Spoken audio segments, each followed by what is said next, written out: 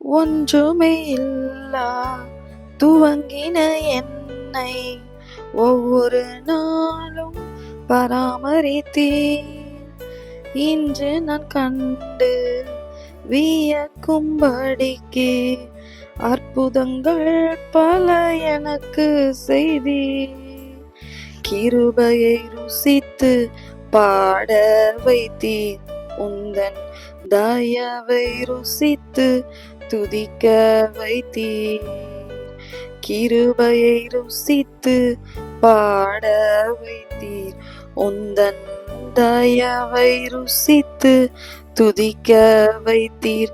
இயேசுவே, உம் அன்பை நான் என்ன சொல்வேன்? உள்ளம் நன்றியால் நிறைந்து ஆராதிப்பேன். இயேசுவே, உம் அன்பை நான் என்ன சொல்வேன்? உள்ளம் நன்றியால் நிறைந்து ஆராதிப்பேன். உங்க கிருபை தந்து இம்மட்டும் நடத்தி வந்தீர். உம் தயவை தந்து என்னையும் உயர்த்தி வைத்தீர். உங்க கிருபை தந்து இம்மட்டும் நடத்தி வந்தீர். உம் தயவை தந்து என்னையும் உயர்த்தி வைத்தீர். கிறிஸ்துவுக்குள் பிரியமான என் அன்பான சகோதரனே சகோதரியே, இன்றைக்கும் ஒன்றுமில்லாமல் துவங்கின உங்களுடைய வாழ்வை பார்த்து அநேகர் அற்பமாய் ஏளனமாய் அவமானமாய் பேசுகிறார்களா? நீங்க ஒரு வேத வசனத்தை நினைவில் கொள்ளுங்க. ஆரம்பம் அற்பமானதுதான், ஆனா உங்களுடைய முடிவு சம்பூரணமாக இருக்கும்.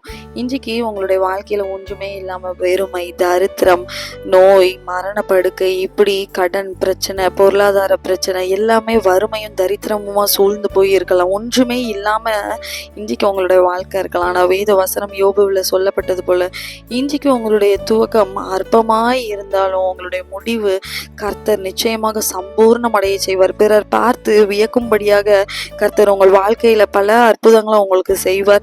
அவருடைய கிருபையை நீங்க ருசித்து பாடுவீங்க. அவர் உங்க மேல வைத்த தயவை, உங்க குடும்பத்தின் மேல வைத்த தயவை நிச்சயமாக நீங்க பிறருக்கு நீங்க சாட்சியாக சொல்லி அறிவிப்பீங்க. இன்னும் கர்த்தருடைய கிருபையும் தயவும் உங்களையும் உங்க குடும்பத்தினர்களையும் இவ்வளவாய் நடத்தி வந்திருக்கு. அதே கிருபை, அதே தயவு இனிமேலும் உங்களை கர்த்தர் எல்லா சூழ்நிலையிலும் உங்களை வழி நடத்தி செல்லும். இன்றைக்கு ஒன்றுமே இல்லாத வெறுமையா இருக்கிற உங்களுடைய வாழ்க்கை நீங்க பிறருக்கு கொடுத்து ஆசீர்வதிக்கும்படியாக சம்பூர்ணம் அடைய செய்து மீதம் எடுக்க கர்த்தர் கிருபை செய்வார். கர்த்தரை விசுவாசிங்க, கர்த்தருக்காக காத்திருங்க, கர்த்தரை நம்புங்க. God bless you.